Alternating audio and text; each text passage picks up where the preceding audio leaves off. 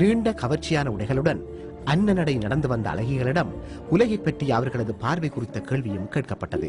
ஆனால் ஜகார்த்தாவில் நடந்த இந்த அழகி போட்டி பழமையான உலக அழகி போட்டியிலிருந்து வேறுபட்டது.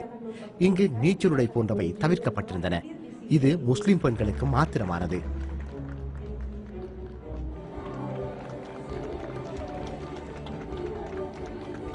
அவர்களது முக அழகு மாத்திரமல்ல, இஸ்லாம் பற்றிய அறிவு, திருக்குரானை ஓதும் திறன் ஆகியவையும் இங்கு பரிசீலிக்கப்பட்டன.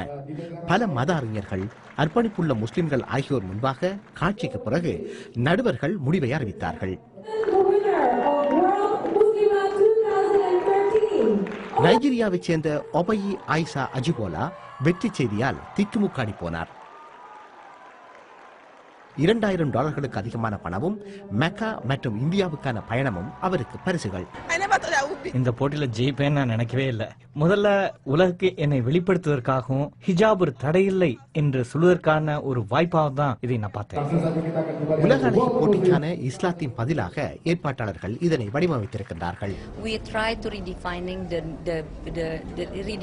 the beauty of Islam, the beauty of the women. வகைதொகையற்று அனைத்தையும் அனுபவிக்கின்ற கலாச்சாரம், நுகர்வு கலாச்சாரம் ஆகியவற்றின் அடிப்படையில் உடல் அழகுதான், வெள்ளை தோல்தான் அழகு என்று கூறும் உலகில் இஸ்லாத்தின், இஸ்லாமிய பெண்களின் அழகை நாங்கள் மீள்வரையறை செய்கிறோம்.